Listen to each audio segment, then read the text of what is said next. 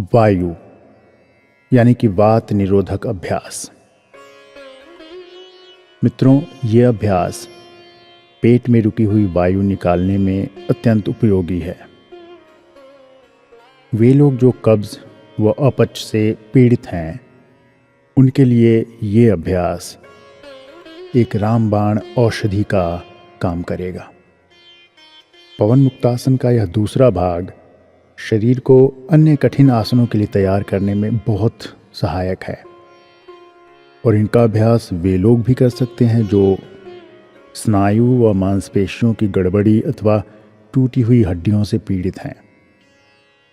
मित्रों, अभ्यासों को प्रारंभ करने से पूर्व शरीर एवं मन को शांत एवं शिथिल कर लेना चाहिए और इस स्थिति को प्राप्त करने का उत्तम जो ढंग है, उत्तम जो तरीका है, वो है शवासन। और इसका वर्णन पवन मुक्तासन के गठिया निरोधक क्रम के प्रारंभ में दिया जा चुका है, जिसका लिंक आपको इस वीडियो के डिस्क्रिप्शन में मिल जाएगा। अब जो आप इस वीडियो में देख रहे हैं, इस आसन का नाम है पाद चक्रासन। पैर को सीधा रखते हुए ऊपर उठाइए और पहले दाहिने से बाईं ओर और फिर बाईं ओर से दाहिनी ओर 10-10 बार घुमाइए। पाद संचालनासन। इस अभ्यास में जैसा कि आप देख रहे हैं कि लेटे हुए आपको दोनों पैर ऊपर करके साइकिल चलाने जैसा क्रिया करना है। अब जो आप आसन देख रहे हैं, यह है सुप्त पवन मुक्तासन, यानी कि पैर को मोड़ना। इस क्रिया में आपको पैर को मोड़कर दोनों हाथों से लॉक करके अपने सिर की ओर खींचते हुए नाक से घुटने को छूने की कोशिश करनी है।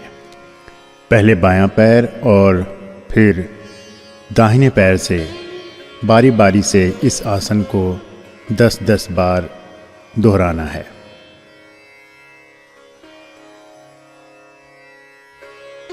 सुप्त उदराकर्षणासन। जैसा कि आप वीडियो में देख रहे हैं, हाथों की उंगलियों को एक दूसरे में फंसाकर सिर के पीछे रख लीजिए। कोहनियों को ज़मीन पर रखे हुए शरीर को दोनों ओर बारी बारी से लुढ़काइए। झूलन लुढ़कनासन।